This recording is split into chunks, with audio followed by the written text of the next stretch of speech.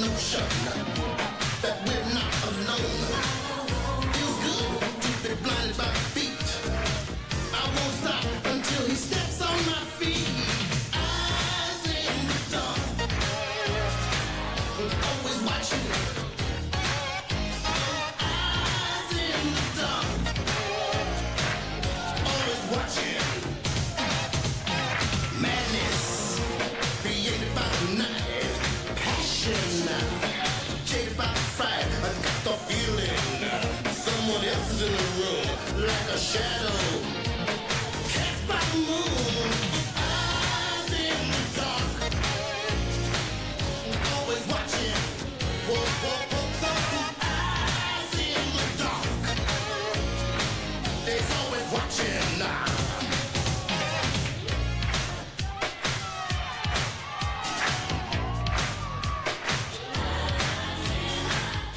Thank you for listening to my daddy's podcast. Please subscribe to our channel.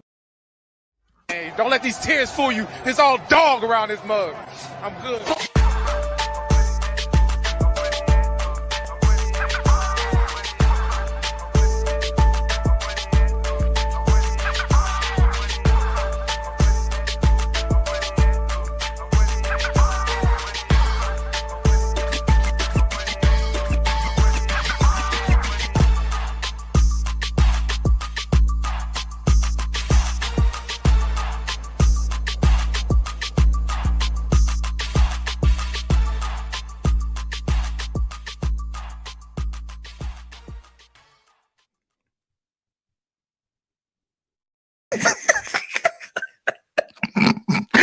Oh man.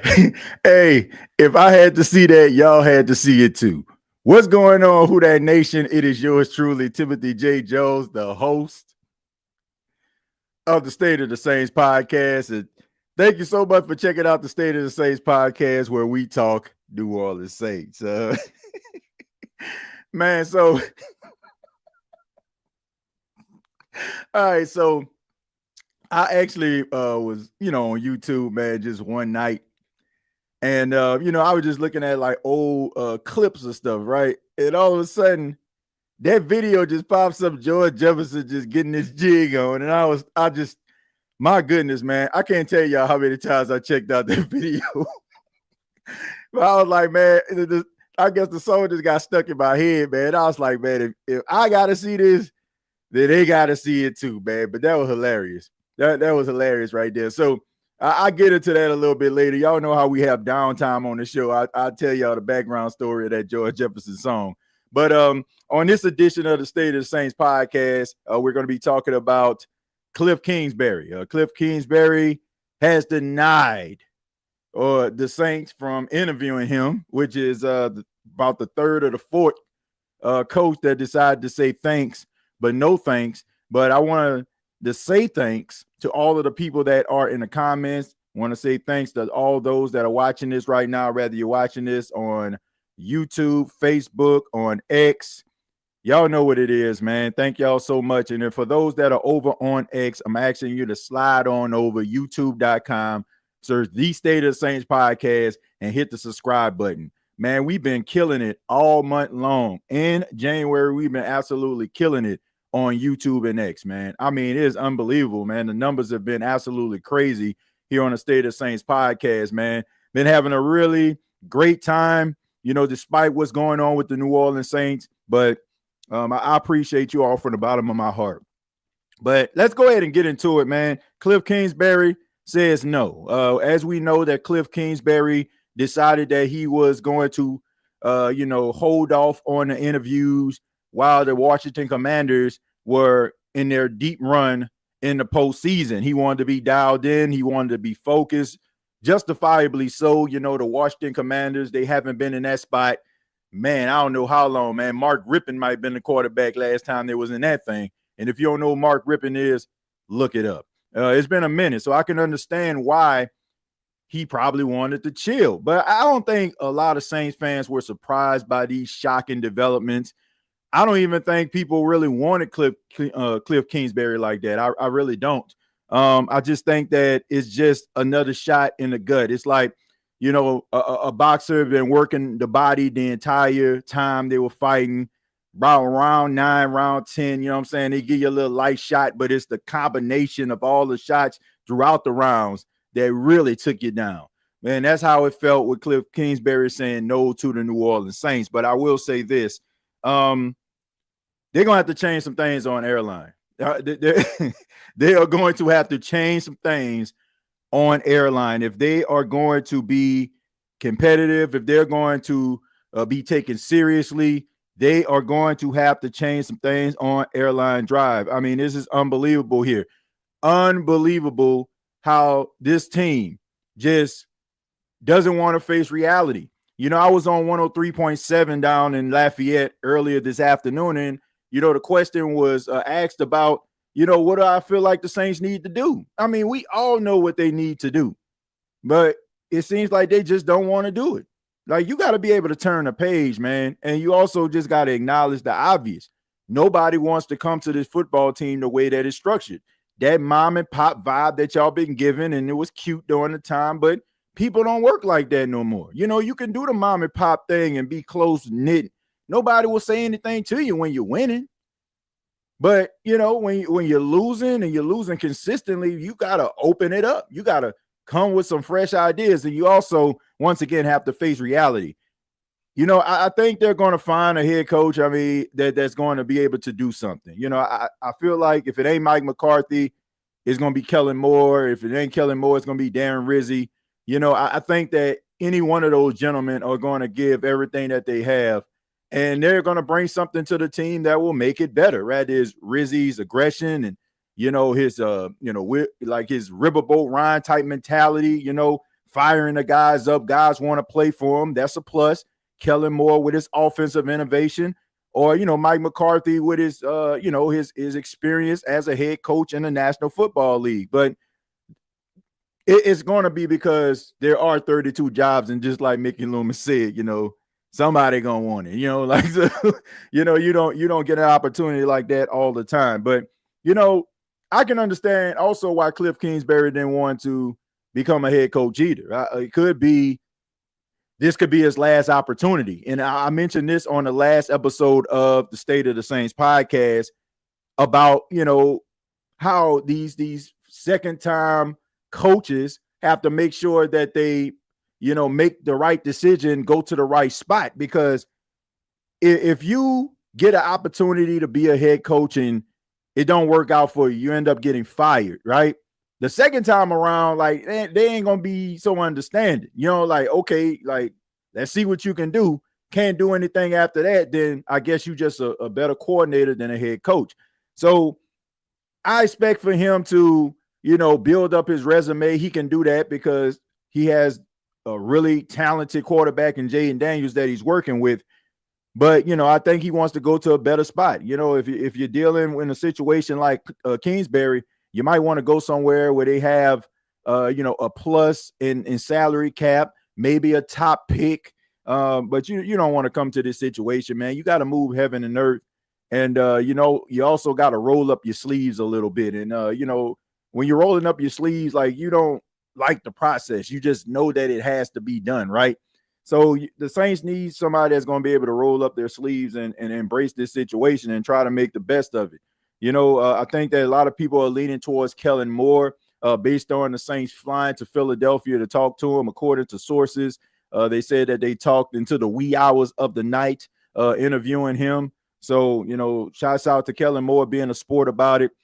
Shouts out to the Saints organization for being a little bit more aggressive. Like, sometimes you got to do some aggressive things sometimes when things aren't working in your favor. So they try to fly out there, man. And I think this can kind of, make the Who Dat Nation feel like maybe they're trying to trend in the right direction when it comes to embracing what's going on in a modern day NFL, right? I mean, the young 30-something coaches, that can identify with the younger crowd there. So I don't know, man. But regardless, whoever they pick, I just hope that some winning come with it. But let me go ahead and read some of your comments. Let me go ahead and read some of these comments, man. I mean, long as some winning coming with it. I don't care how you coming. I don't care if you're coming from the left, from the right. You know what I'm saying? Up above. Like, just come with some winning. I don't care. Let's go to Pops. Pop says, y'all can't be serious. Let's see. McCarthy just dropped out. Are you kidding? Are you being serious right now? Wow, man. Okay, so let me go ahead and y'all be coming through. Let me see what's going on. Going to Twitter now. All right, so this is according to Tom Pelissero, says former Cowboys coach Mike McCarthy has decided to focus on the 2026 hiring cycle and will not coach in the NFL, sources tell Ian Rapsheet. So I guess he said no mas, man. Like, I think I don't want to get into this, man. I don't want to get into this. I don't want to get into this, man. I'm trying not to, man, but y'all know where I'm going with it. I don't want to get into it, man. I mean, but somebody said that I was crazy. I'm gonna just leave it at that. Somebody said that TJ was crazy. This is not a surprise, man, especially if you read what Josina Anderson wrote. For those that don't know what Josina Anderson said, she tweeted this earlier today. Let me go ahead and pull that up. I mean, you can't be too surprised by this situation. You know, let me see. Josina Anderson says a league source. For those that didn't see this tweet, she says a league source tells me some of the questions surrounding Mike McCarthy and the Saints head coaching vacancy ever since he became a free agent have involved sentiments over power structure and communication when it comes to football decisions, length of contract, etc., similar to the situation in Dallas. Obviously, McCarthy is very tenured and accomplished. It's not hard to surmise where he likely expects, due respect. Everything has its own weight and impact on talks. Adding that note for context towards what eventually happened in New Orleans. So I'll just leave it at that. So as you can see, I mean, you ain't got to put, you ain't even got to stretch your mind to understand what the heck is going on here. This is a guy in Mickey Loomis that don't want to relinquish his responsibility. Mike McCarthy, a well-respected coach, a long-tenured coach, a winning coach, wants to come in, and he feels like the definition of insanity is doing the same things over and over again and expecting a different result, right? He's saying you're insane, right? So this man has ideas, he has views, and he feels like he didn't earn it. And for all those that were trying to create this narrative about Mike McCarthy, oh, he a puppet, this, that, and the third, and he just gonna come up in this thing, and he gonna just sit back and let Mickey do this, that, and the third. This is the reason why I felt like Mike McCarthy should have been a head coach of the Saints, because this guy gets a bad rap all the time about being passive aggressive, and since he lined with Jerry Jones, he's soft. This tells you everything you need to know right there. This man went up in there and challenged the way that the Saints did things, and he walked away with nothing. But the fact that he was willing to do that, that just tells you everything that you need to know. And it also just basically confirms what I've been telling people since the Aaron Glenn situation. Whether you want to accept it or not, people wanted the infrastructure of the New Orleans Saints to change, and they refuse to bend the knee. Plain and simple. They just refuse to do it. They want to do things like Frank Sinatra says, their way. And it is costing them. So they better hope. I'm pretty sure maybe it's going to be Kellen Moore or it's going to be Darren Rizzi. So it's basically like, if the New Orleans Saints don't hear a yes from Kellen Moore, you basically got to go with Darren Rizzi. This show is brought to you by BETUS. Sign up today. Get up to 150% on your first deposit, up to 125% on your second and third deposit, up to $2,000. Use the promo code YouTube150. That's YouTube150. Let me go ahead and acknowledge the donations here. Josh says McCarthy just bowed out. Thank you for the $2. Jamal says Mike McCarthy just turned down the job. And Josh also says, to top all this off, we still stuck with Joe Woods, we let Eberflus go to Dallas. So the Saints are at the Senior Bowl right now with no coach. Now, I know some people are like, it ain't that big of a deal, but I mean, what if the coach wants to come in and wants to change the offense and want it to be in his image and his style or whatever like that? When you think like he would want to be out there, just scouting and maybe interviewing, I'm pretty sure, down the line, the combine and all the other stuff is coming up. And of course, you can bring him in for meetings. But I'm just saying, man, like, I seen Mike Vrabel out there. You see all these coaches and GMs, and you would think that a team that is struggling and it was 5-12 would try to get this thing done. But it's pretty sad, man. It's pretty sad stuff. Pretty sad stuff. Says chat, you have to look beyond the results. Says, I told y'all that if I were a coach, I would not come to New Orleans. Damn. And it looked like everybody decided not to. I ain't never, like, honestly, this is what I was doing before the show. I normally never, ever do this. Like, normally, most of my commentary comes from stuff I see along the way, unless, like, I have to talk about what's happening. But I really had to go into the archives and try to see when was there a period of time in the offseason where a team had to deal with a situation like the Saints when it comes to the head coaching search. And I could not find it. I could not find it. Like, I seen an article about the Buffalo Bills, like right before they hired Sean McDermott. And, I wanted to kind of put some things together. I'm like, man, I know for a fact that a team has went through a situation like this in the past. We just don't remember. Nope. Like I said, the closest thing I seen was Buffalo hiring Sean McDermott in 2017, and their GM went to the podium. It's like, this is an attractive spot, and people were like questioning the Buffalo, and they've been losing, they ain't been fine. This is before Josh Allen. They ain't never had a franchise quarterbacks and Jim Kelly and all this stuff, right?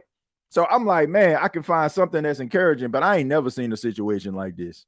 I've never seen a situation where it was so hard for a team to find a coach. I mean, I never seen these many people that are coaches when your ultimate goal is to coach an NFL team say no. Like, it's like, man, you see the dead body on the floor and you like, man, help me, man. Shoot, I ain't trying to be no accessory to I ain't trying to be no accessory. I ain't touching that. That's how it is. These dudes do not want to get their hands dirty. They do not want their fingerprints on the gun. All right. They do not want their fingerprints on this gun. They don't want forensics to run it and indicate that they were responsible for the murder. Let's see. Looking like hitting the bottom of the league next year. You know the crazy thing about this? I forgot. Oh, yeah. My bad. I'm sorry. Somebody gonna hear what I said earlier, and they ain't gonna listen to this for context. I forgot to mention they still got Mike Kafka and they still got Anthony Weaver. I forgot to mention that. Folks. I forgot to mention that. Somebody gonna see that and be like, man, what are you talking about, man? Please, please slide on over, and make sure that you hear that part right there. All right. But still, man, we're in trouble, man. Always in trouble, man. Let's see. Now everyone knows why I call Mickey Loomis two things: still butthurt over Dennis Allen guy and Mookie. Well, let's play devil's advocate for a second, right? What if Mickey Loomis was on to something? Now hear me out. What if he knew the New Orleans Saints would have to deal with a situation like this? Is the reason why he was lobbying so hard for Dennis Allen. I mean, think about it. What if he kind of knew the situation that the Saints were in and was like, maybe this is the reason I need to keep, like, I don't know if it gets that deep, but hypothetically speaking, What if he knew that the team, the organization would be a hard sell in the offseason? That's the reason why he was trying to keep Dennis Allen on. Because if you think about this. If they would have kept Dennis Allen, God help us all. But if they would have kept Dennis Allen for 2025 and the Saints look like slaw, guess what? They fired Dennis Allen at the end of that season, and the Saints are in the plus with the salary cap. I mean, I'm just thinking, man. I'm just thinking out loud. What if he knew that, man, it's gonna be hard for somebody to want to come to a team that's over the salary cap like this? Because, like I said, if you would have gave Dennis Allen one more year and he would have stunk it up, then you would have been in the black, and you probably would be picking in the top 5, which would be a much more attractive situation than what you're in now. Maybe it's us. Maybe it's us, man. Maybe Mickey Loomis was playing chess and we were playing checkers.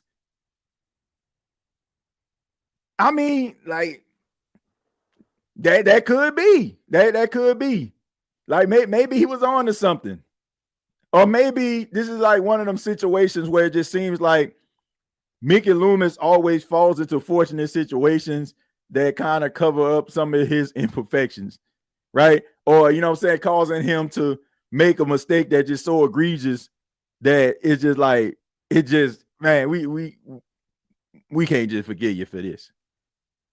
Because you think about Gail Benson, who intervened and jumped in and kind of saved this guy's credibility. And then you think about the fact that he kind of looked up and got Sean Payton. Because Sean Payton didn't want to come to the Saints. It wasn't his first choice. So somebody praying for Mickey Loomis. But honestly, what if that was the case though? What if Mickey Loomis was playing chess and we were playing checkers? Wouldn't that be something? Then we can be like, man, maybe he knew. I'm just saying, maybe he understood that. Jerry, you think I'm playing? I'm serious about being ready for 2026 season already. Laughing, it says, wow. What's going to happen if Moore and Rizzi turn down the head coaching job? I mentioned, I'm sorry, they got Mike Kafka and they got Anthony Weaver as well as a part of the search. So, I mean, it's no guarantee. Thinking about it, ain't no guarantee. It might be Kellen Moore. Kellen Moore might say, you know what? Let me wait till next year. Then you got to go with Mike Kafka, Anthony Weaver. And if that's the case, man, give me Anthony Weaver.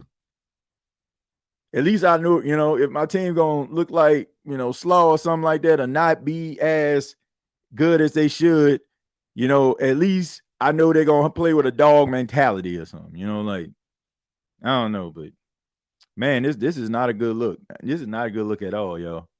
Why would you coach the Saints? If you had an up and coming generational talent, you could be the OC. You could be the OC for what coach? I don't know. Look, man, all I know is this is a wake-up call. This is one of those situations where, you know, like sometimes like you can kind of navigate through a difficult situation and not really get the message. This is one of those situations where you have no choice but to get the message. You got to get the message. Like, if you don't, then I'm serious, man. Like, you really gonna have to like step in. Like, upper management really gonna have to step in. If you don't understand now, like, and not change some things seriously, somebody need to intervene. But he is part of the problem and don't realize it. Let's see. That means he knows he's the problem, but don't care. Good point. He knows better than anybody that this team is a dumpster fire. He's the main culprit.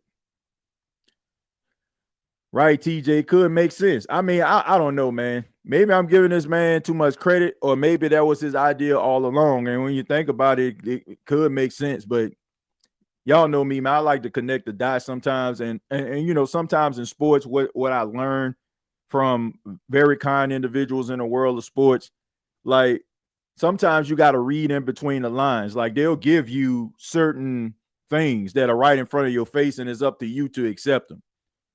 Like when they say no tampering, right? A organization cannot talk to a player. Okay. Hey, do you work here? No, I don't. Can you relay this message to this guy and his agent? I mean, did I tamper? You know what I'm saying? Like, can you prove it? Yeah, I tampered, but it wasn't me telling this information. It was somebody else that told this information. You know, like sometimes you got to connect the dots, man. You know, they're not going to come out here and say, you know, like somebody put up about Aaron Glenn, right? Aaron Glenn comes, you know, to a press conference for the Jets and says, "This is where I wanted to be. I ain't want to be anywhere else." And people like, see, he wanted to be there. Who gonna go to a press conference of a team? Be like, yeah, you know, this was my second choice, but I'm happy to be here. Who gonna say some stuff like that? I don't care if you was my 15th choice. If I applied to 14 other colleges, I don't get in. Guess what? This is my number one choice right here.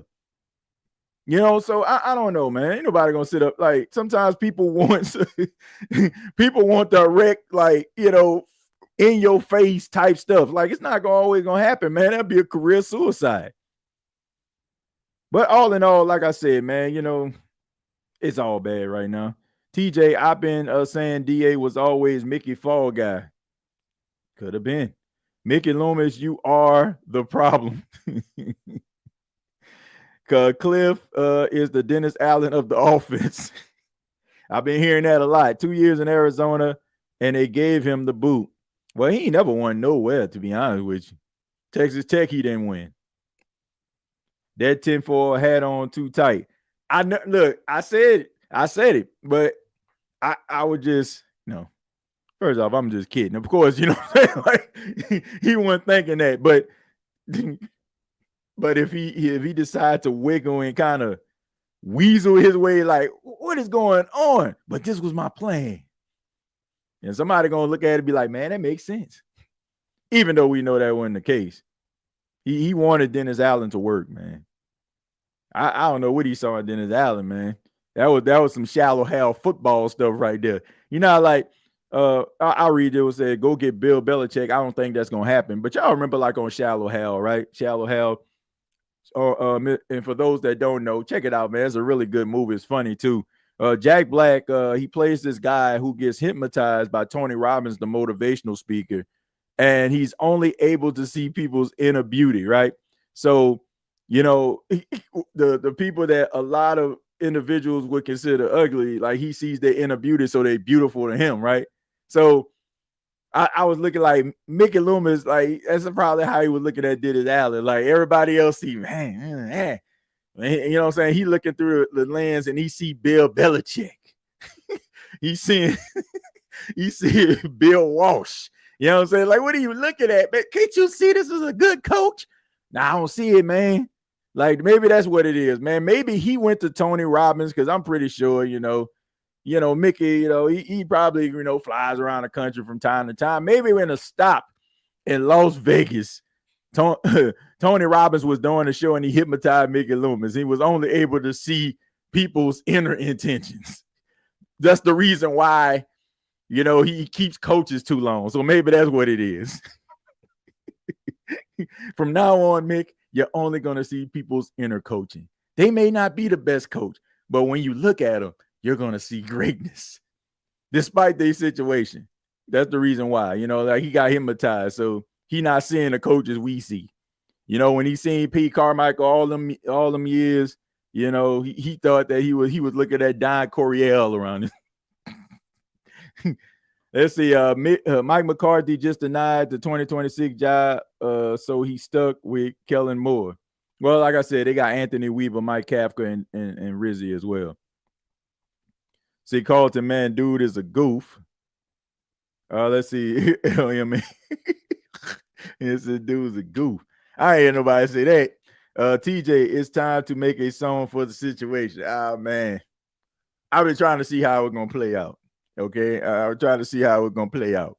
And they need to hurry up, man, because y'all know around this time, this is when I come through with the new season theme song. Y'all know how I do it, man. Every single year at the end of the season, we come through with a new banger, you know what I'm saying, the intro to the song. So I'm just trying to wait, man. I'm trying to wait for all of them to get this stuff together. Like around this time, man, we have a new slapper as a theme song. But now we gotta wait. But yeah, I think a song will be coming soon. I just need to figure out what song that I'm gonna try to spoof on this joint. So that man Mickey really said we are 1 out of 32. Why do you want this job? Why would anybody want this job? Because it's a job. Mickey and DA were. I'm not. Y'all seen it. I'm not going there. I'm not going there, man. I'm definitely taking a break from this. Says Jerry. Man, if Jerry, man, these boys done got, man, them boys. When Jerry say he taking a break, things got bad.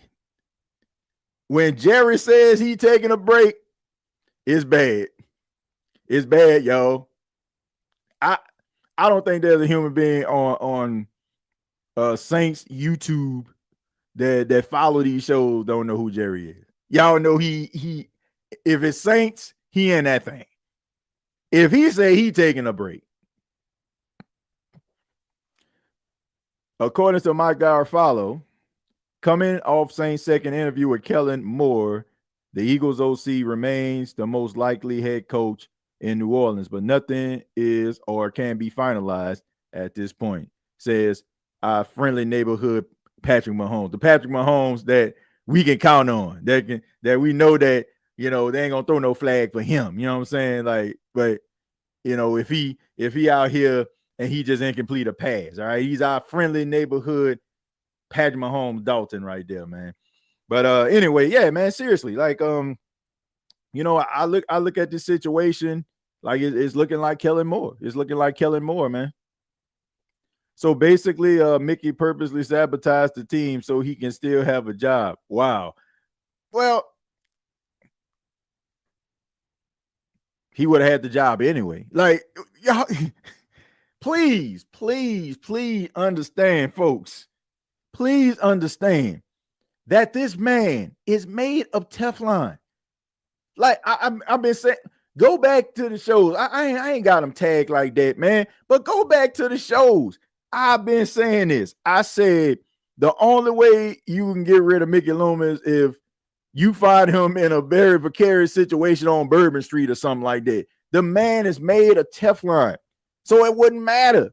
It wouldn't have mattered. Like, even if they would have brought back Dennis Allen and Dennis Allen would have won one game, he still would have been the GM. He still would have been a GM. It don't matter. That's the biggest issue. That's the turnoff. Like, on top of the salary cap, I don't know, man. People know what the problem is. I'm sorry, I gotta say it. People know what the problem is. They know what the problem is, man. If they didn't look at, like, honestly, we say this all the time. And I'm gonna make the point after I read this. It says TJ, the complete collapse of this franchise since Sean left is about as quick and dramatic a demolition of prior built up equity as anyone has seen. We down bad. Yeah, look.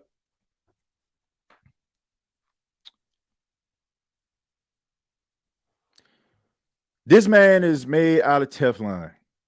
This man knows any way that he runs this team, he ain't going anywhere. He knows that. So it didn't matter if he brings back Dennis Allen. It didn't matter if they decide to get another coach. People realize that this man is the problem. They said it themselves. You said it. There are 32 jobs like this. It's a dream come true. If you are an aspiring coach, working your way up the ranks, just think about that. Just think about Joe Brady. This man was literally, according to Nick Underhill, giving out coffee to coaches. You go from that to get an opportunity to be a head coach. Where do I sign? This is a dream come true. as bad as the Saints salary cap is, as much as we try to take shots at Derek Carr, justifiably so, I still believe if the Saints GM position was vacant, somebody would have took this job. You wouldn't have had three or four coaches would have said no. There is no way. I believe that wholeheartedly. You can talk. Look, if you deal with a situation like this, guess what?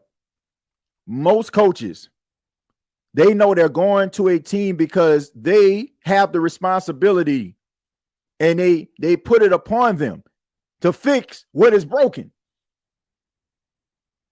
This is, excuse me, sir. Excuse me, ma'am. Your engine needs to be replaced. Well, I had this engine for I don't know how long. Can you think you can change this part over here instead? I didn't have it as long. Ma'am, sir, your engine needs to be replaced. Well, no, maybe it's the fan belt. Ma'am, your engine needs to be replaced. You get what I'm saying? This is what's wrong with the car. Why am I trying to change out the fan belt? Why am I trying to change the oil? Why am I trying to change the alternator? That's good. You know what I'm saying? Like, okay, if I remove all this stuff right here, right? You know what I'm saying? Like, bruh, people see what the problem is. The Saints are trying to fix the problem, but keep this right here. No, man. No.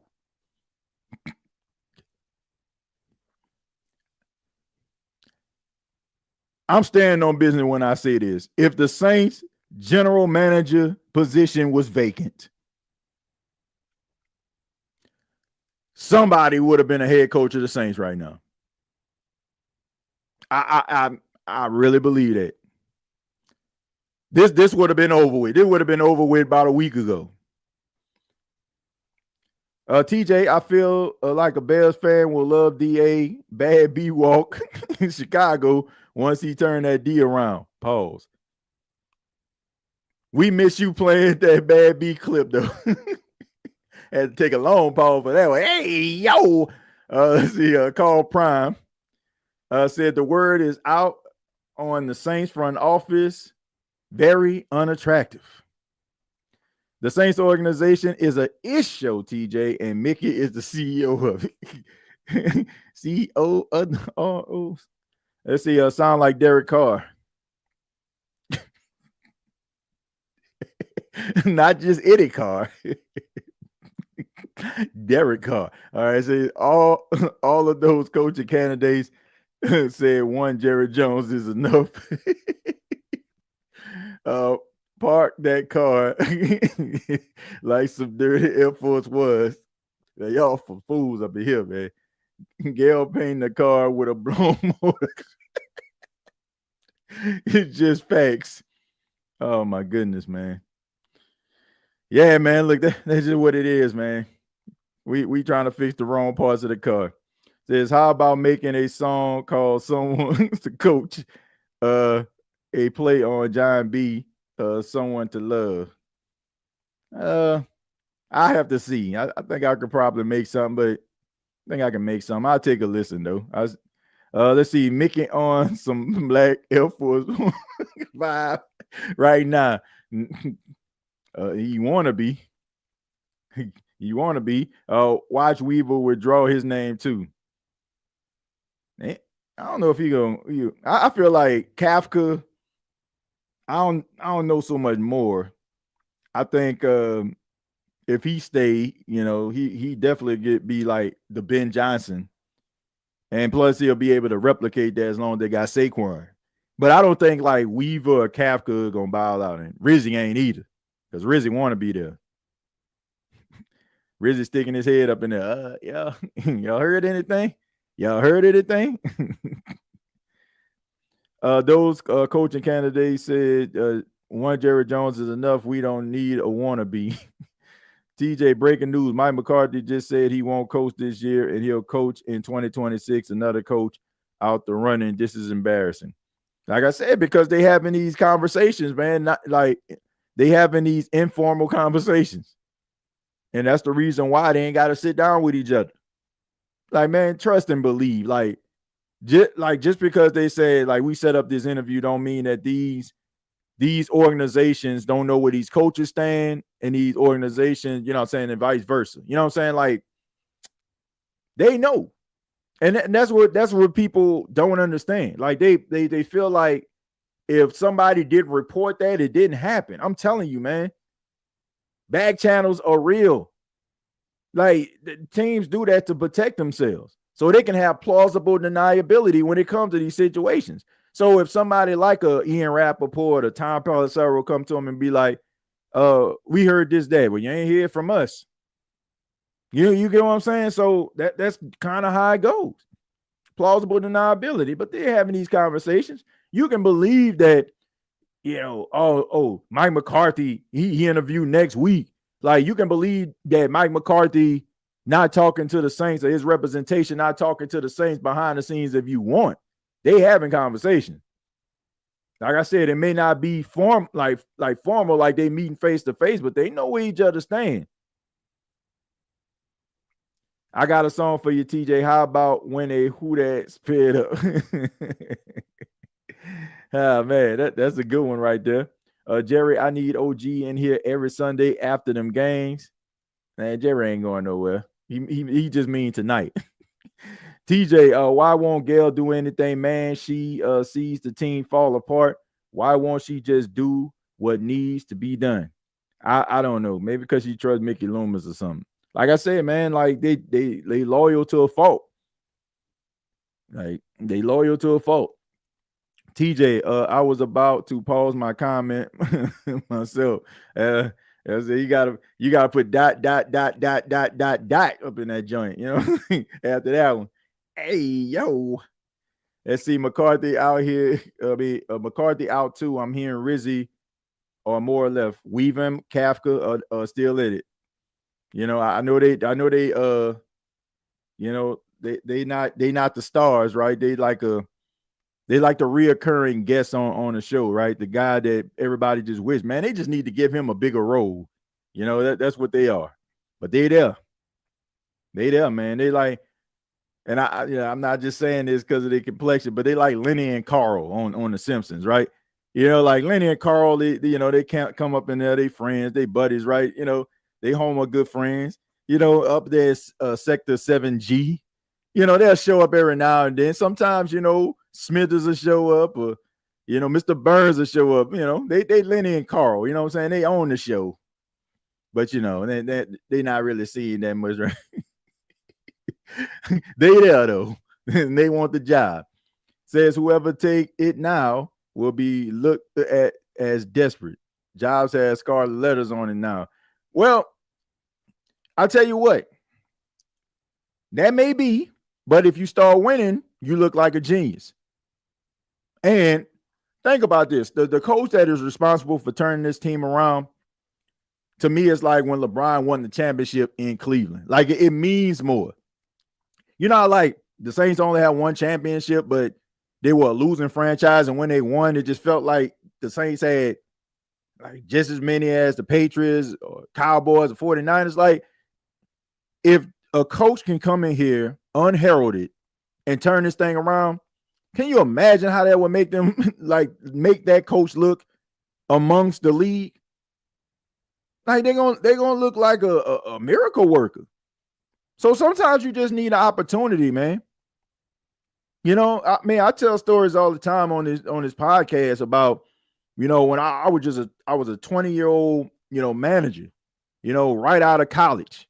And, you know, my store manager at the time, man, may he rest in peace, just seen something in me. I didn't see. I mean, I ain't see it, but he saw something in me. You're like, man, you management material. What, management material staying out 2:00 in the morning and trying to open up a store at 6? Like, I don't know about that, man. You know, but he saw something in me, gave me an opportunity, and I gotta admit, man, you know, like, if it wasn't for him, I wouldn't have seen it. So you have coaches that are like that, man. All they need is an opportunity. All they need is an opportunity to show what they can do. You know what I'm saying? Somebody to have some belief in them.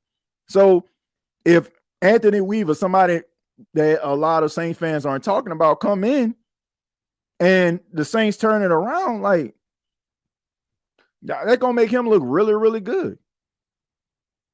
And they, and sometimes when you have that chip on your shoulder, it makes you want it even more. Y'all know how it is, man. Whether it's a organized sport or a job, like people always trying to second guess what you can do. Oh man, that dude, man, he ain't about to do no work, man. He ain't about to be no leader. Oh man, look how short he is, man. He ain't gonna do nothing out here on this court. Oh man, he can't run, man. He look like he's slow. Like people just misjudge you right off the bat, but you can make a believer out of him. So sometimes like when you have that chip on your shoulder and nobody believes what you can do, guess what? It motivates you. Like, okay, you think that, I'm gonna be a bad coach. Oh, you think this is a bad situation? Watch what I do. We seen somebody do that before. His name was Sean Payton. You going to where? Like, you ain't even got a city. You get what I'm saying? It's like sometimes, man, okay, watch what I do. He left, whether you like him or not. He left as the greatest coach in his franchise's history. He's the reason why people can hold their head up high, wear their Saints hats and shirts. It wasn't always like that. But like I said, sometimes you just need opportunity, man. And sometimes you have that chip on your shoulder when people just look at you as, oh man, you just was sloppy seconds or sloppy thirds or whatever. Okay, watch what I do. It's that motivation, it's that fuel they need to be successful. We all seen this happen. Mickey is the kind of guy that'll crash his car and blame the curve for being there. Oh man. I have said this many times before. You don't like Nola, keep pushing. Says Adam from Saints Block Party just said that his source told him weeks ago that McCarthy was a fallback plan all along. If they could get Moore or Kingsbury, that's why he hasn't been interviewed yet.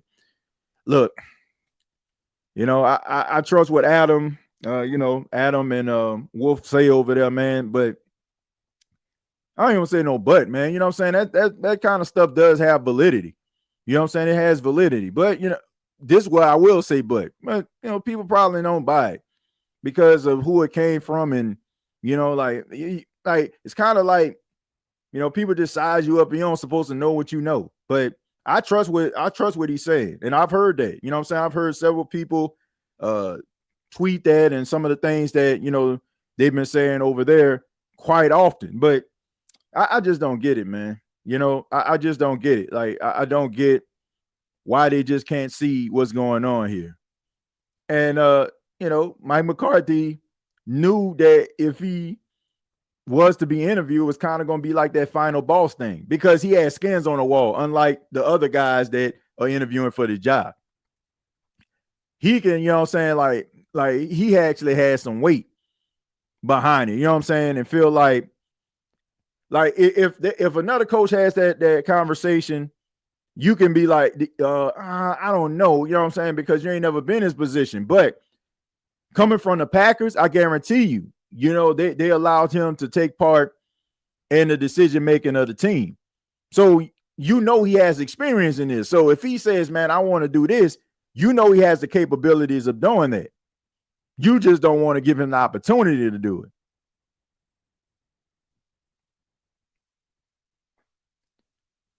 Bro, we just want to win. That all that matters is if Moore opts out, what do we need to do, TJ? Slim, I agree with what you're saying. I just want to win too. And if Moore opts out, like I said, Mike Kafka, Darren Rizzi, Anthony Weaver. Still got a few more coaches in this thing. Man, Mickey is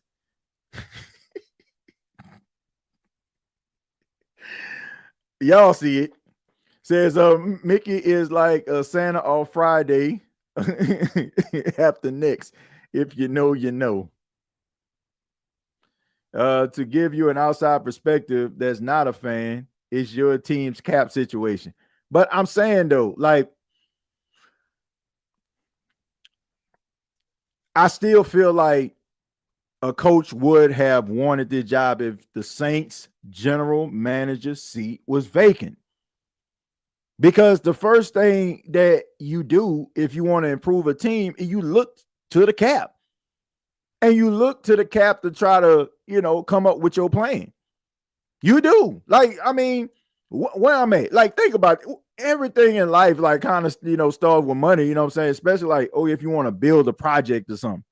Well, first you got to have the funds to be able to, to pay for this venture here, right? So if the GM seat was vacant, I feel like somebody would come in, acknowledge where the team is at, and come up with a plan. But at least they will have somebody there that is starting at the ground floor with them. Like, that's tough. If you're in a bad situation, it doesn't work out, you're going to get fired. But the person that's the general manager is not. Like, I feel like if I'm going down with the ship, guess what, bro? Like, shoot, man overboard. You coming with me. Like, so I can understand that. We build this thing together. And if we get bounced out, then we get bounced out together.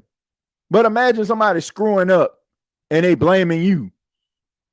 They making bad decisions, but they expect you to do your job on the back of their bad decisions. Like, nah, bro.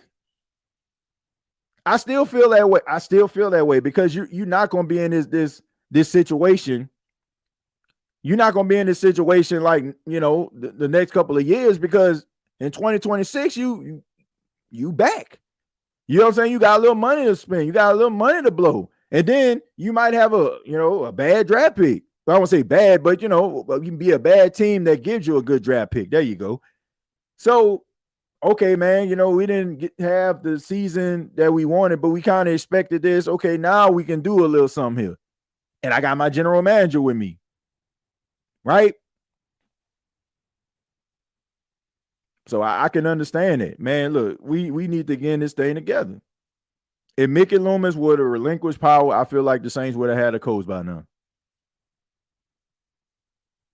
I mean, I feel like that narrative that people want to work with Mickey Loomis, I feel like that is a dying narrative. And that's something I feel like people don't need to be selling, because I don't think a lot of people buying. Like, sometimes you don't even have to ask the question. You get the answer. And this is those situations. You know what I'm saying? The fact is, everything that people kind of feared is happening. It's happening. So let me go ahead and read some of these donations here. It says Loomis is going to hire Brandon Staley. Well, if Kellen Moore comes with him, comes there, I'm pretty sure he's gonna bring Brandon Staley, because Brandon Staley was the head coach of the Chargers with his old no head coaching tail. And Kellen Moore was his offensive coordinator, so I can see Brandon Staley probably coming to New Orleans if Kellen Moore gets the job. It says TJ, I've been saying DA was always Mickey's fall guy. I think I read that already, but still, thank you very much. Barbara says Twilight Zone Saints. Yeah, we definitely in the Twilight Zone. So he sabotaged the team perfectly to stay here. Wow. I think I read that before, and I read this one too. And it says this is the worst start of the offseason I ever seen. I will say you're right, but I will say this also. This has been one of the most I can truly say this. This has been the most eventful offseason I've ever been a part of as a podcaster. And y'all know I've been doing this since 2018. Usually it's like, you had the quarterback. Man, we need a cornerback. Saints need a linebacker. Y'all get what I'm saying? Like, it was like, okay, how long can you talk about a linebacker? How long can you talk about, oh man, like, yeah, they didn't win in the playoffs. Like, how long you can, like, I'm thinking about, man, what else can I talk about? Man, do people want to hear about my life? They want to hear me talk about pop culture. I'm trying to figure out, like, what other podcasts, I could do just to have some fun and create some content, Now it's like, man, it's like if I miss a podcast, it's like I got to talk about 5, 6, 7 different things. You know, like, like I got to talk about like my goodness. Like I was really not thinking about having a show tonight. You know, I was up in there, Paxton helping him with his homework. He has a project. He has the first 100 days. At school. Well, let me take that back. I didn't help at all. My wife definitely came up in here after work. My wife's a soldier, yo. Comes in helping people. She's in the healthcare field. Comes in and just gets a poster board after she reads my son's note about his homework assignment and just start going to work with the scrubs on, man. Like unbelievable. But at the end of the day, it's like that was what my evening was going to consist of. And then all of a sudden, Kliff Kingsbury. And then like y'all breaking news to me while I'm doing a live about Mike McCarthy. I'm like, God dog, like there's no rest for the weary, like like this has been like whether you like it or not, it's eventful. And I guarantee you, even though they may not want to admit it, the reporters that cover the team, they're excited. They feel like, man, we got some things to talk about. They kind of get them, on their toes. Like that's just the truth, man. When you have some things going on and it's busy, like, that's an exciting time. That's an exciting time as a reporter. It really is.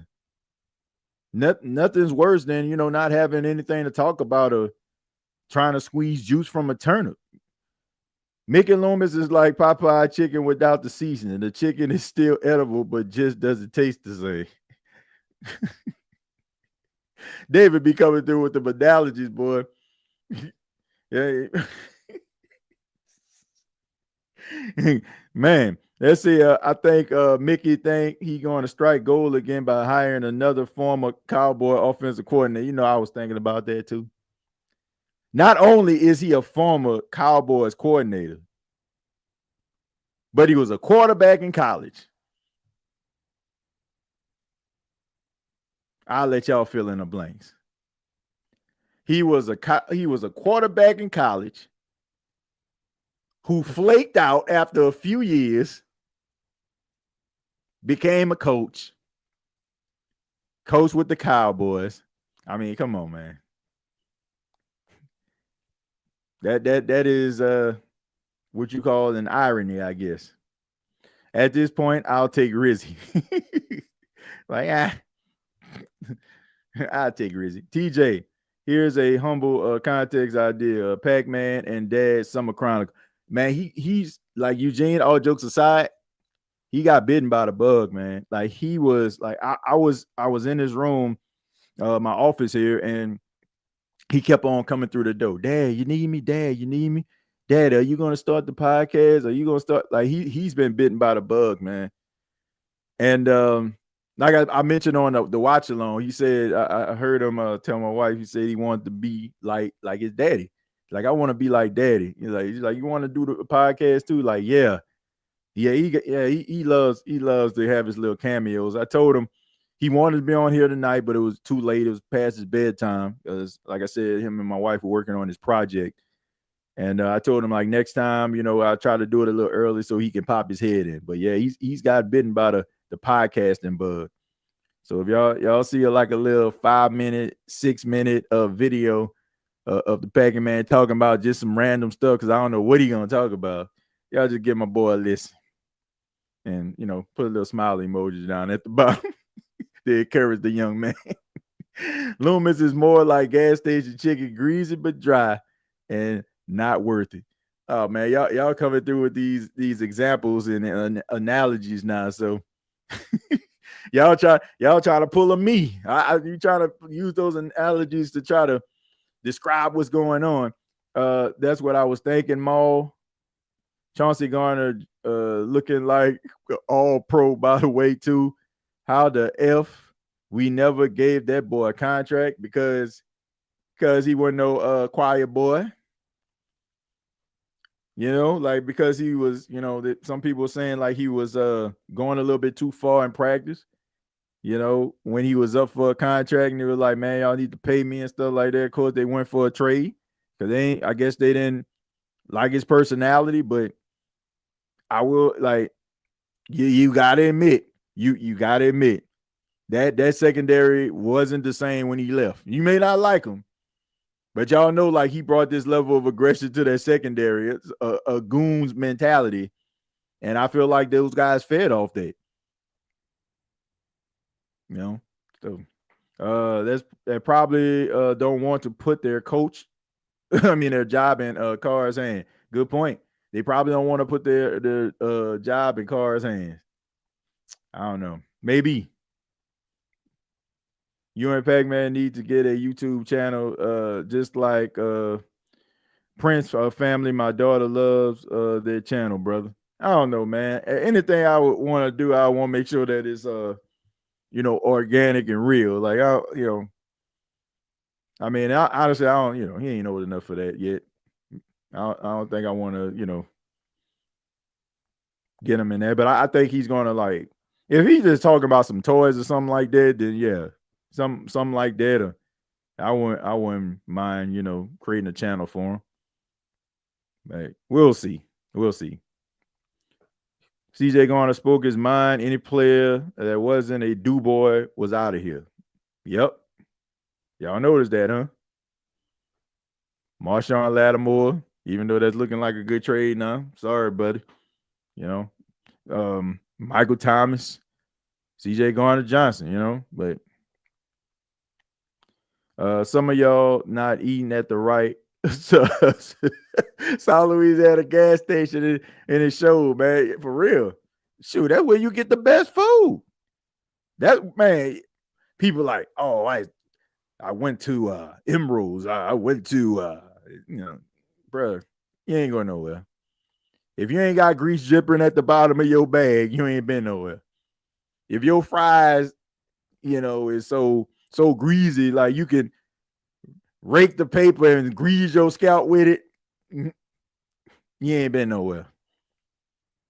I don't know what y'all talking about, man. Man shoes, you know what I'm saying? Danny, Clyde. Man. He's on, gas station. We never close. Like all the brother spots. Like, I don't know where y'all eating at. Spider, over there by the St. Bernard. Magnolia stove. Pick your Magnolia stove.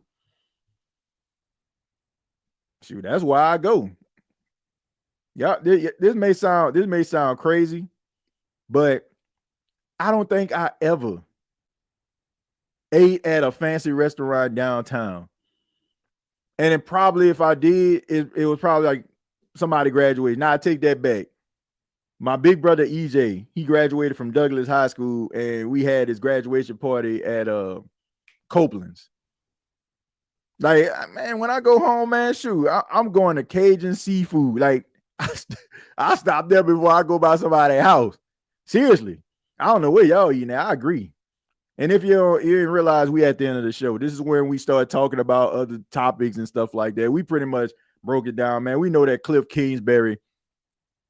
We know Kliff Kingsbury ain't coming. Wasn't trying to come. But who y'all think gonna end up being a head coach? I'm saying Kellen Moore. I think at this point, you went through great lengths to try to talk to him. I think that they really want this guy as their coach. I really do, man. And I could think of worse ideas, man. I don't have anything against Kellen Moore. This could be a recipe for success for the Saints. I've watched Kellen Moore. Like I mentioned this on social media. I remember this man like playing at Boise State. I'm in my dorm room watching these games at 11, 12 o'clock at night. Like watching this man just wheel and deal all over ESPN. Like, I watched him come into the league. I thought he was going to do something. Like, man, okay, the Lions gave Kellen Moore a chance. Didn't work out. Then he went to the Cowboys. Didn't work out there. But 1 year removed from being a football player, he becomes the quarterback's coach of the team. That just shows you he's really smart, man, for a team to trust you. This is the Dallas Cowboys we talk about. I know y'all know people, talk about, Dallas, but I'm just saying, like, they must really like you to do some stuff like that, like right off the bat. Like usually it's probably some spineless offensive coordinator that not going to defend himself that they'll probably get from team, a guy who coached about 3 or 4 teams, but they gave this dude the opportunity. You know, they gave him an opportunity, man. So I'm willing to give him one. You know, if he, you know, he comes to the Saints, I think that, you know, he'll bring a different perspective. I mean, I question, will he be able to stand in front of the room and command a presence? If not, then you might want to get yourself, you know, I don't know the guy's name, but the one that be standing on the sidelines for the Philadelphia Eagles all the time, like he a coach. I guess he like the bodyguard of the team. Like, why do you need a bodyguard? I don't know. But you know, all I'm saying is, like, maybe you need somebody like that. You know, that could command a room, a coach that kind of have that personality. But you know, guys are listening to you, man. They feel like you steering them in the right direction. There's been a lot of coaches that weren't rah guys that end up being successful. So you got to find your lane. Question is, will you be able to find his lane? And will you be able to, like, you know, command that room? I'm willing to give him a chance. I mean, he's what the new wave of coaches are like now. And I think that he will symbolize a change, you know. Like somebody mentioned earlier about Mickey Loomis backing into like really good situations throughout his time, right? Things just seem to work in his favor. Maybe this could be that situation. Maybe because this coach said no and that coach said no, give Kellen Moore an opportunity to be able to do something with it. I mean, only time will tell. And I'm gonna just go ahead and dedicate the next few minutes to reading some of your comments, and then we're gonna go ahead and get up out of here. It says that Hunt Brother Pizza, though, what y'all know about that? Yeah, Hunt's Brother Pizza is good. That's my one. So we coming back from Alabama. I'm gonna tell on her. She gonna see this. She gonna be tripping. We coming back from Alabama. She's like, "Man, stop at this gas. They got Hunt's Pizza." I'm like, "What?"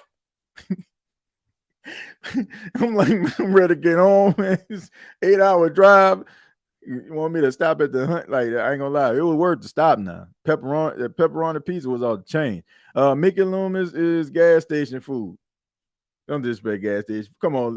You got to put specifics up in here, Lee. Okay, because gas station food, all gas stations are created equal. So you got to put Mickey Loomis is blank gas station food. You can't, like, some people, man, they swear about that gas station food. So you can't say that. You know, you got to name a location. I'm disappointed about McCarthy. I thought he was the best option. Yeah, me too. Y'all know I did. If you're in Baton Rouge, Louisiana, stop at Tony's Seafood. Good eating. They reached for Kellen, so it has to be. Man, I don't know. Hell, this Mickey Loomis we talking about. If you're right, might go in a completely different direction.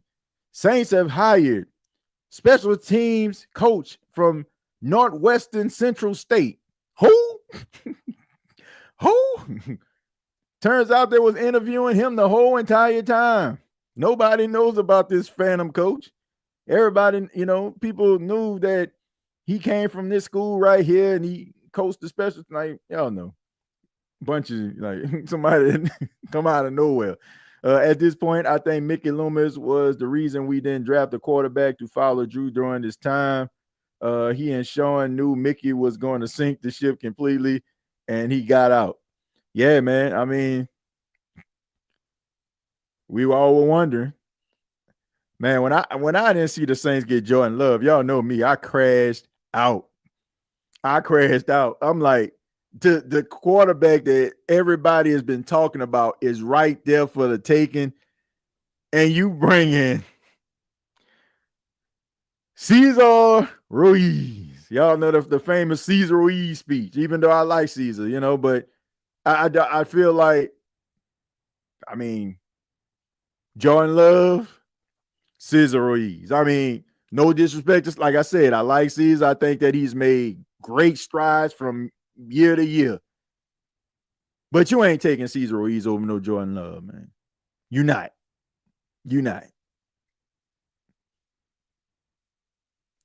McCarthy has pulled his name out. Yeah, I saw that, unfortunately. They talking about dude bringing in Wink Martindale as defensive coordinator, and he ain't gave.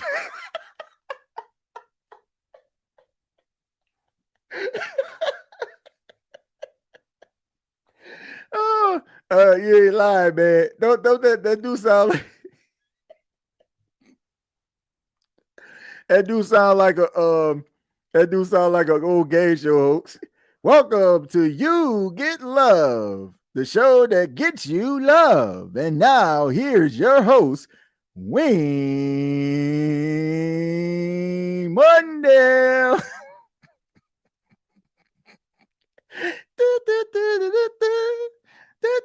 Thank you for coming to You Choose Love. It is yours truly, Wink Martindale, and we got a show for you. If you want tickets to the Wink Martindale show, TJ, if you're the head coach, do you come with your own staff? Because I'm not too sure about Joe Wood. Nah, you coming with your own staff. You got to believe that Joe Woods is dead man coaching. You know you got to be dead man coaching, man. Ruiz is picking need over best available. You needed a quarterback, you know, and come on, yeah, you're giving them too much credit. Come on, man. How many times have we seen like the Saints? They didn't need Peyton Turner. They didn't need him. Did they need Peyton? Did they need Peyton Turner in the first round? They did not. They didn't need him. So and they needed a quarterback. If you don't have a quarterback, in the words of Whitney Houston, you have nothing. Absolutely nothing. Like Cesar Ruiz could have ended up being an all-world right guard. He could have been the next Jari Evans on some other team. And if Jordan Love was playing like he has over the last 2 seasons, you would have been like, Caesar who? I mean, they needed a quarterback. We did like the year that Cesar Ruiz came out. Do y'all not remember? We all were wondering what was going to happen to Drew Brees. He was on borrowed time. Do y'all remember what he did after the last season of 2019? Do y'all remember what he did? Y'all remember everybody was waiting around wondering was Drew Brees going to come back in 2020, right? Do you honestly believe that Drew Brees just basically just had an epiphany in 2019 and then expressed that to the team? You don't think he did that? We know that Drew Brees has said on countless occasions he considered retiring back in 2016. So he told you about this. He put it out there. So it had to go into your psyche, your mind, like, man, you know what? Drew talked to us about retirement. So, you know, it's only a matter of time before he's real about it. You're not going to tell me in 2019 or after that 2019 season, Drew Brees didn't have that conversation with you, or even you didn't have an indication. That was your moment. You could have had Jordan Love right there. Because like I said, at the end of the 2019 season, everybody was waiting for Drew Brees to make his decision. Y'all remember he put that famous Instagram post out there. He was at a tall mountain, made this speech about, yeah, let's run it back. Right there in front of your face. Oh my goodness. This is the reason why people are upset. This is why, like, you know, these things. They act oblivious to what is going on in front of them. Let's just keep on winning. Like, dude, just like Drew Brees, it was a matter of time that he was going to be for real about retirement. It was only a matter of time when you was going to have to address the salary cap situation. It was only a matter of time where you was going to have to figure out what you was going to do with these Asian players. And you just basically just turned your head on all of these scenarios, man. That is what makes people so frustrated with this football team. I'm just saying, man, like you don't like, I'm sorry. Unless the quarterback that you have is salvageable, you can draft a left tackle or a right tackle or something like that. You know, like, okay, they salvageable. They not the best, but if I give him a left tackle, he might be able to do something. Other than that, if you need a quarterback, rather it's the present or the future, you get that quarterback. Jordan Love should have been sitting on the Saints bench. Do y'all hear what I'm saying? You had it. Great GMs, great business people think about things before they happen. Not only do they think about things before they happen, they think about the scenarios, even if things are going in the right direction, what can possibly happen that can steer this in the wrong direction? Like, this man literally closed his eyes and put his hands in his ears and said, la, la, la, I'm not listening. Literally. It feels like it. Well, not literally, but y'all get what I'm saying. This man just closed his eyes, covered his ears. I'm not listening. Like, come on, man. You see this? Drew Brees. We can drive. Make it a set. Like, what are we doing, man? Archie Manning was the last quarterback drafted in the first round. Yep. We had Lamar for real, but didn't pull the trigger. 2018, Lamar Jackson. 2019, Jordan Love.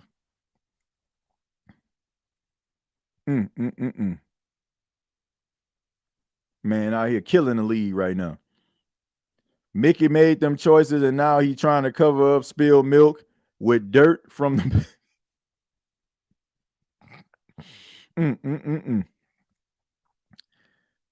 This is embarrassing. We may have to sell the team. Nobody likes our front office. The damage is done. And I see us recovering with that intact. Let's see, ready to be the Cleveland Browns. I don't think we getting that. I don't think we that bad now. I don't think the Saints that bad. TJ, that's your song title. I'm not listening. Obviously, they not. We had Mahomes too. Would have had to do some things for Patrick, but I can forgive him for that. I can forgive him for not getting Patrick Mahomes. Now, if they would have picked, if they would have drafted and didn't get Patrick Mahomes, then I would have been like, man, y'all crazy. But I can't. That was just unfortunate circumstances. Yeah, that was just unfortunate circumstance. But you could have drafted Jordan Love. You could have drafted Lamar Jackson. Hell, you could have drafted Jalen Hurts. Do y'all remember Jalen Hurts was a second-round pick? I'm just saying. Like, you had an opportunity. Like, you could, you chose not to. And I don't care what anybody says. Sean Payton regrets that. He regrets it. Like, every time, like, when he was an analyst, he would always refer to Jalen Hurts. He was like, nobody saw that. But you can tell, he regret not drafting him. Because I'm telling you, every time, like, he would talk about quarterback situation, he'll talk about Jalen Hurts. So I don't know if he wanted Jalen Hurts or not, but we draft good talent, but end up saying, watch what we do with these no names. Yeah. I already read before, that there seemed to be a power struggle between Mickey Loomis and Sean Payton. I read from yes, again, somebody that is connected with the NFL, and they kind of told me a story about it. But it also said that, Sean Payton wasn't really good at evaluating talent like that. Like, he knew, like, the tippy top players and stuff, but, Like he really wasn't very good at, the players that comes from these, schools that we ain't never even heard of, or playing a conference that's, mid-major, like he didn't really know them like that. Maybe that was like the most frustrating thing about it, but it seemed like, Sean Payton wanted certain players and Mickey and Jeff didn't give it to him. Let me see if I can actually pull that up, when it was said to me. Let's see if I can actually pull that up, if I can find it. All right, so this was like maybe a few weeks ago. It was about a few weeks ago. So I asked him. He was talking about, like, it all started. I'll tell you how it started. It all started when I was talking about Michael Penix, and and the whole situation that was going on, with Michael Penix and stuff like that, and how it made like Terry Fontenot look like, a prophet, because everybody kind of criticized him about the whole Michael Penix pick or whatever. So, this individual, came to me and just kind of, told me about it was more of Art the Blank idea. And, he kind of was the fall guy in the situation, which, if you the owner and who we going to choose to, lay on this sword. So, but anyway, I asked him, I said, well, did Sean Payton ever get into it with, Mickey Loomis about players? Or has he ever gotten contact with, Sean Payton about a player? And he said, yeah, I talked to him several times. He said Jonathan Taylor was a guy that Sean Payton liked. He said he wanted Mickey to trade up for the wide receiver Henry Ruggs. Couldn't make the deal. And he's talked about he was Zach Strief at the time. And he said he calls me and I told him I would pick Jonathan Taylor in a heartbeat.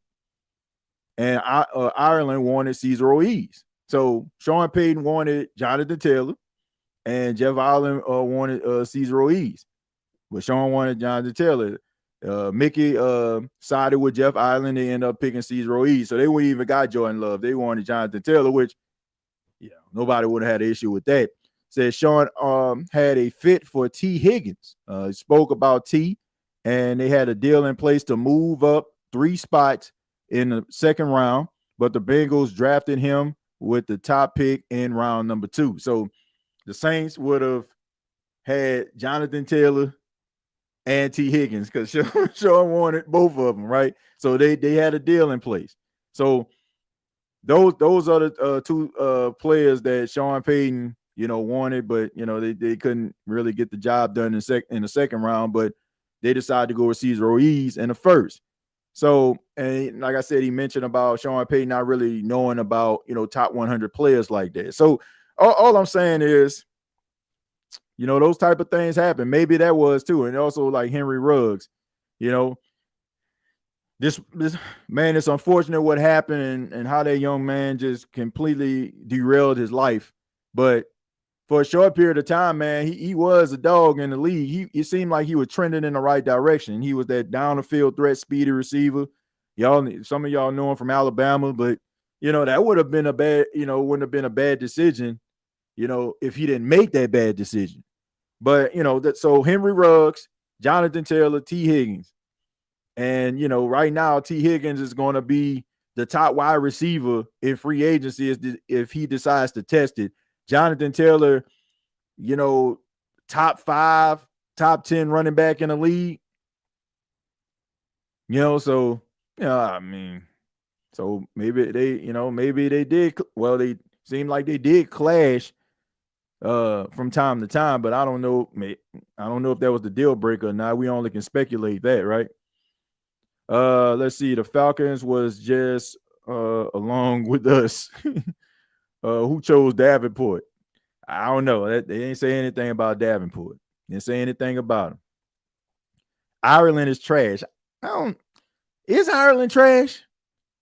Or is it trash the way the Saints are utilizing these players? Because Ireland drafted Trey Hendrickson. He drafted Zach Bond. He drafted C.J. Gardner-Johnson. Y'all get what I'm saying? Like, he drafted Marcus Williams. He drafted Marshawn Lattimore.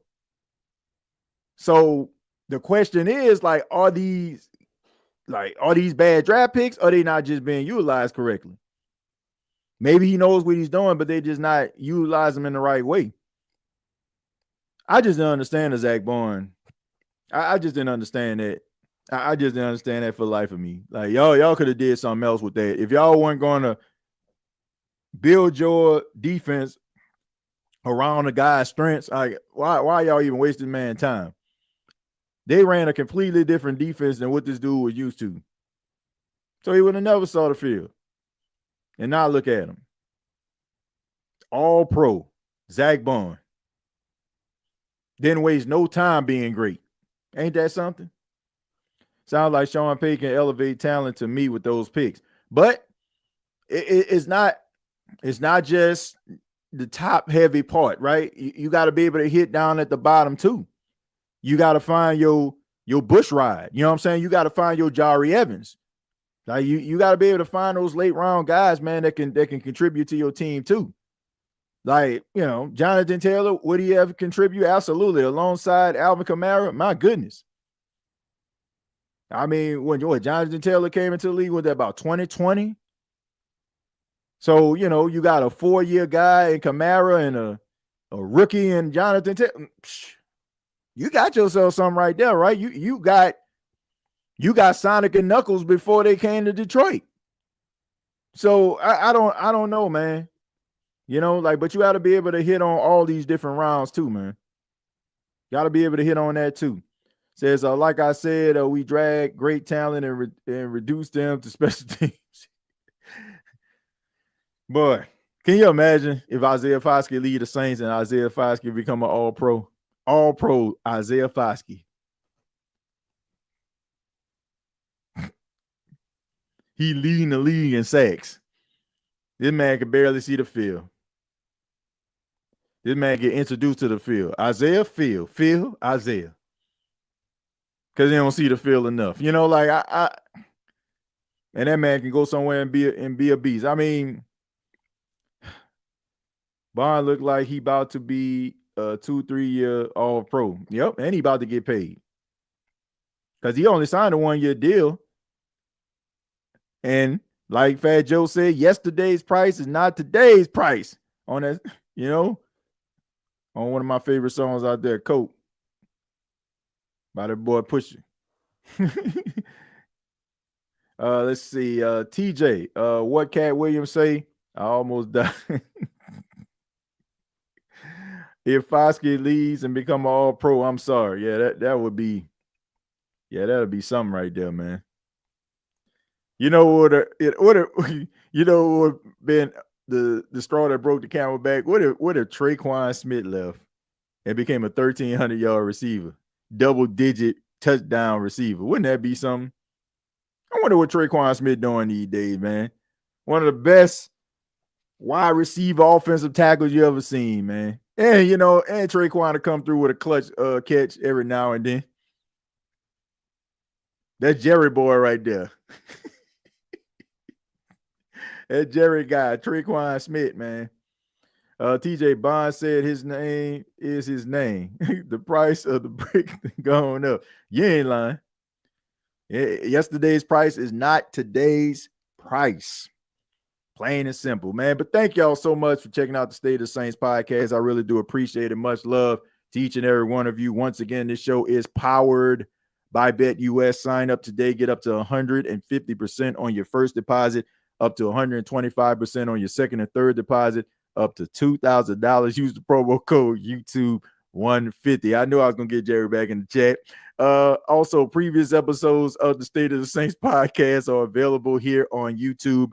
Also, shouts out to those that are watching this on X right now. Please go to youtube.com, search the State of the Saints podcast, and subscribe to the channel. I appreciate you tuning in, but we want to make sure our numbers grow and improve. So if you can come on, slide on over to YouTube, search the State of the Saints podcast and subscribe and hit that like button. I would really appreciate it. Also, check out on tomorrow, Saints Talk with Timothy J. Jones on Bleacher Report. We'll continue our talks about Kliff Kingsbury and also any more news that comes out. Mike McCarthy deciding to many retire in 2025. We'll be getting into that. And if any other news comes out, the Saints decide that they found their head coach, we'll talk about that too. And also follow me on X at TJAY Jones 8, as well as Blue Sky at TJAY Jones 8. And I said that I was going to tell you all about this story right here. For those that watched the show at the beginning, I played a video of Sherman Hemsley. Some of you know him as George Jefferson or Ernest J. Fry on Amen, and also George Jefferson on the Jeffersons popular show back in the day. But he had this dream of being a pop star, right? So he wanted to make some music because that was his passion as well. He started off on Broadway and kind of transitioned to TV. So he was about the singing and the dancing, right? So I was actually on YouTube just kind of strolling, and I came across this video of Sherman Hemsley trying to be a pop star. And that's how we're going to end the show tonight. Thank you all so much. Till next time, all I got to say is, who dat?